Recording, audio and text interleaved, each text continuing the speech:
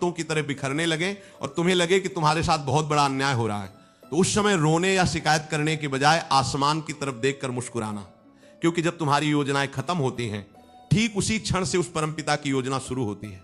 हम मनुष्य अपनी छोटी सी बुद्धि से अपने लिए एक बहुत छोटा सा दायरा खींच लेते हैं। हम तय कर लेते हैं कि मुझे फला नौकरी मिल जाए, बहुत छोटा सा दायरा खींच लेते हैं। हम तय कर लेते हैं कि मुझे फला नौकरी मिल जाए, फला इंसान से मेरा विवाह हो जाए, या मेरा व्यापार इस तरह से चले तो मेरा जीवन सफल हो जाएगा। और जब हमारी उन छोटी छोटी इच्छाओं में कोई बाधा आती है, जब कोई काम बिगड़ जाता है, तो हमारा मन टूट जाता है।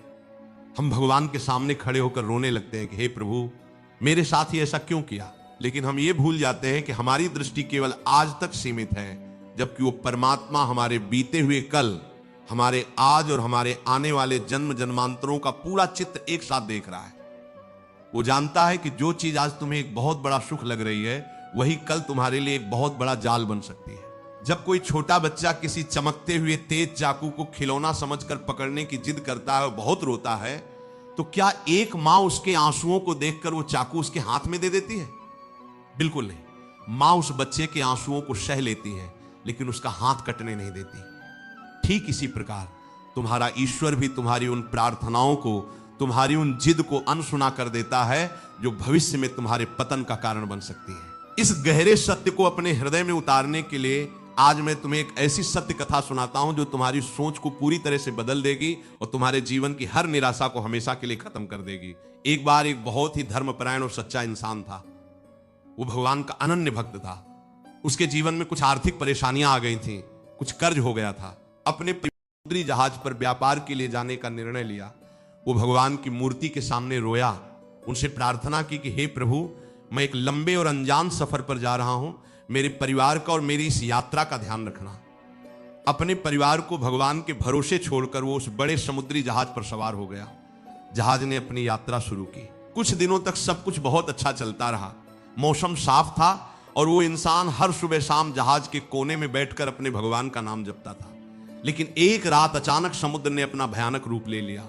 एक ऐसा भयंकर तूफान आया जिसकी किसी ने कल्पना भी नहीं की थी।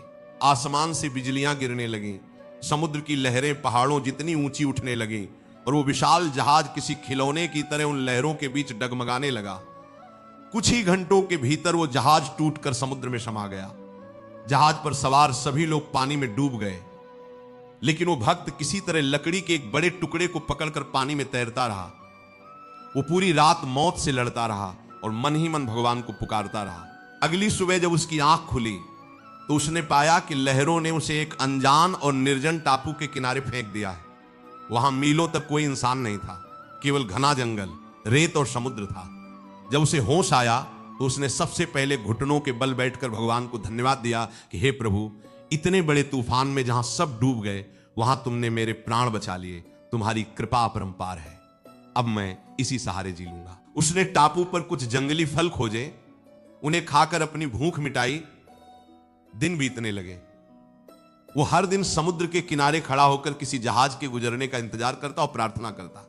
जंगल में जंगली जानवरों का खतरा था और मौसम भी बदलता रहता था, इसलिए उसने बहुत मेहनत करके लकड़ियों, पत्तों और घास फूस को जोड़कर अपने लिए एक छोटी सी झोपड़ी बनाई। अब वो उस झोपड़ी में सुरक्षित महसूस करने लगा था। वो दिन भर भोजन की तलाश करता और रात को उस झोपड़ी में भगवान का भजन गाते हुए सो जाता। उसने अपनी उस छोटी सी झोपड़ी में ही अपनी एक छोटी सी दुनिया बसा ली थी। महीनों बीत गए, कोई जहाज उस रास्ते से नहीं गुजरा, लेकिन उसका विश्वास अभी भी कायम था। एक दिन वो भोजन की तलाश में जंगल में थोड़ा दूर निकल गया। जब वो दोपहर के समय फल लेकर वापस लौट रहा था तो उसने दूर से देखा कि आसमान में बहुत गहरा काला धुआं उठ रहा है। उसका दिल जोर से धड़का। वो भागता हुआ अपनी झोपड़ी की तरफ आया। जब वो वहां पहुंचा तो उसके पैरों तले से जमीन खिसक गई। आसमान से गिरी एक बिजली के कारण उसकी वो छोटी सी झोपड़ी धूं धूं कर जल रही थी। उसकी महीनों की मेहनत, उसका एकमात्र सहारा, वो झोपड़ी राख में बदल चुकी थी। ये देखकर उस इंसान के सब्र का बांध टूट गया। उसका विश्वास पूरी तरह से डगमगा गया। वो उस जलती हुई झोपड़ी के सामने रेत पर गिर पड़ा और जोर जोर से रोने लगा। उसने आसमान की तरफ मुट्ठियां तानकर भगवान से बहुत ही क्रोध भरे स्वर में कहा कि तुम कितने निष्ठुर हो। तुमने मुझे उस भयंकर तूफान से बचाया ही क्यों था जब मुझे इस टापू पर तिल तिल कर मारना था, मेरे पास इस पूरी दुनिया में केवल ये एक छोटी सी झोपड़ी थी, ये मेरा एकमात्र सहारा थी। तुमने इसे भी जला के राख कर दिया। तुम दयालु नहीं हो, तुमने मेरे साथ बहुत बड़ा अन्याय किया है। आज से मेरा तुम पर से सारा विश्वास खत्म हो गया। वो पूरी रात रोता रहा, भगवान को कोसता रहा और उसी राख के ढेर के पास भूखा प्यासा सो गया। उसके मन में अब जीने की कोई इच्छा नहीं बची थी। अगली सुबह जब सूरज निकला तो एक बहुत तेज आवाज से उसकी नींद खुली। उसने अपनी आंखें मलते हुए समुद्र की तरफ देखा और उसे अपनी आंखों पर विश्वास नहीं हुआ। एक बहुत बड़ा और शानदार जहाज टापू के बिल्कुल किनारे आकर खड़ा था। जहाज से एक छोटी नाव पानी में उतारी गई और कुछ नाविक उसकी तरफ आ रहे थे। उस इंसान के खुशी के मारे आंसू छलक पड़े। वो भागकर उन नाविकों के पास गया और उनसे लिपट गया। जब वो जहाज पर पहुंचा तो उसे भरपेट भोजन दिया गया और अच्छे कपड़े दिए गए। शांत होने के बाद उसने जहाज के कप्तान से एक सवाल पूछा। उसने कहा, यह टापू तो समुद्री रास्तों से बहुत दूर है, यहां तो कभी कोई जहाज नहीं आता, फिर आप लोगों को कैसे पता चला कि मैं यहां इस टापू पर फंसा हुआ हूं? कप्तान ने मुस्कुराते हुए जवाब दिया, हमें नहीं पता था कि तुम यहां हो, हम तो अपने रास्ते जा रहे थे, लेकिन कल शाम को हमने इस टापू से एक बहुत गहरा काला धुआं आसमान में उठते हुए देखा। उस धुएं को देखकर हम समझ गए कि जरूर यहां कोई इंसान फंसा हुआ है जिसने हमें बुलाने के लिए मदद का ये संकेत, ये आग जलाई है। अगर कल तुमने अपनी वो झोपड़ी जलाकर धुआं न किया होता तो हम कभी इस रास्ते पर नहीं आते और तुम हमेशा के लिए उसी टापू पर मर जाते। ये सुनते ही उस इंसान के हाथ से पानी का गिलास छूट गया। वो वहीं जहाज के फर्श पर घुटनों के बल गिर पड़ा और फूट फूट कर रोने लगा। उसे अपने कल रात के कहे हुए एक एक शब्द याद आने लगे जो उसने क्रोध में भगवान को कहे थे। उसने हाथ जोड़कर आसमान की तरफ देखा और कहा कि हे प्रभु, मुझे क्षमा कर दो, मैं कितना बड़ा अज्ञानी हूं। मैं उस जलती हुई झोपड़ी को अपनी बर्बादी समझकर छाती पीट रहा था, जबकि तुम उस झोपड़ी को जलाकर मेरे लिए बचाव का रास्ता बना रहे थे। मेरा ईश्वर मेरी झोपड़ी जलाकर मुझे मेरे परिवार से मिलाने का प्रबंध कर रहा था और मैं मूर्ख तुम्हें गालियां दे रहा था। यह कहानी केवल उस समुद्री यात्री की नहीं है, यह कहानी हम में से हर एक इंसान की है। तुम्हारे जीवन में भी जब तुम्हारी बनाई हुई कोई झोपड़ी जलती है तो तुम बहुत रोते हो। वो झोपड़ी कुछ भी हो सकती है।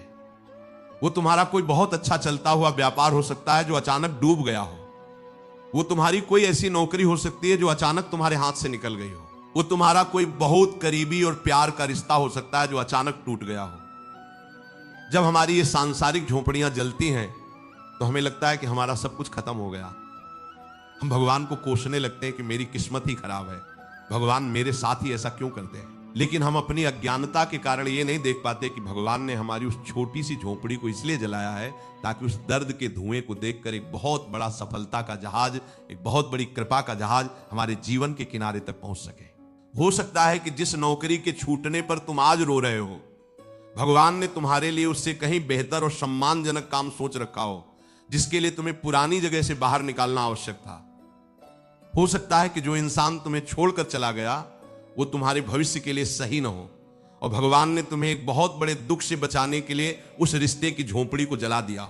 भगवान श्री कृष्ण ने कुरुक्षेत्र के मैदान में अर्जुन को जब जीवन का सबसे बड़ा ज्ञान दिया तो उन्होंने यही समझाया था कि हे मनुष्य, कृष्ण ने कुरुक्षेत्र के मैदान में अर्जुन को जब जीवन का सबसे बड़ा ज्ञान दिया तो उन्होंने यही समझाया था कि हे मनुष्य, तेरा काम केवल अपने हिस्से का सही कर्म करना है।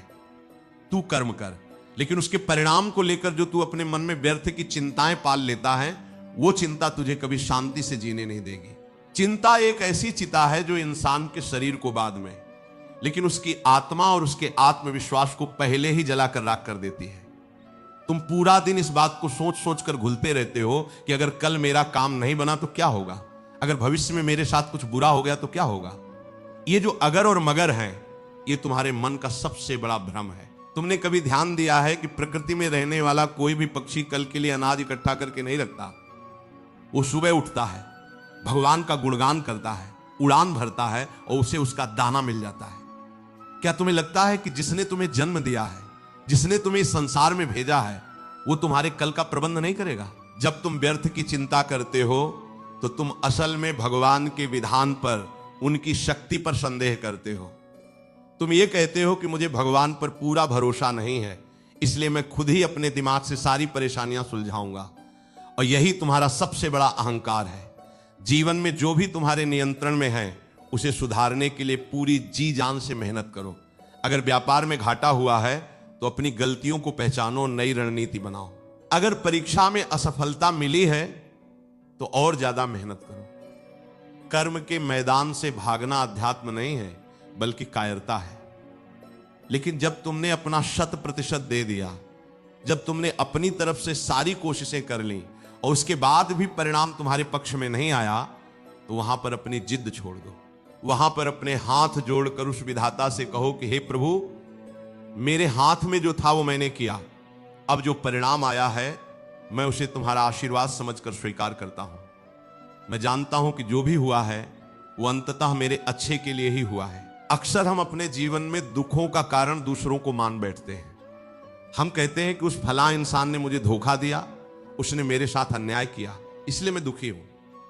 लेकिन सत्य यह है कि कोई भी इंसान तुम्हें तब तक दुख नहीं दे सकता जब तक तुम उस इंसान से कोई बहुत बड़ी उम्मीद बांध कर नहीं रखते। हमारी पीड़ा का असली कारण लोगों का व्यवहार नहीं बल्कि हमारी अपनी आसक्ति है। हम चाहते हैं कि हर इंसान हमारे मन के मुताबिक चले। हम चाहते हैं कि मैंने जिसके लिए इतना कुछ किया वो भी बदले में मुझे उतना ही सम्मान दे। और जब वो व्यापारिक उम्मीद टूटती है तो हम भीतर से टूट जाते हैं। तुम्हें ये बात बहुत गहराई से समझनी होगी कि ये संसार एक रंगमंच है और यहां हर इंसान अपना अपना किरदार निभा रहा है। लोग तुम्हारे जीवन में आते हैं, कुछ तुम्हें प्रेम का पाठ पढ़ाते हैं और कुछ तुम्हें धोखे का पाठ पढ़ाकर चले जाते हैं। जो लोग तुम्हें धोखा देते हैं, जो तुम्हें गिराने की कोशिश करते हैं, उन पर क्रोध मत करो।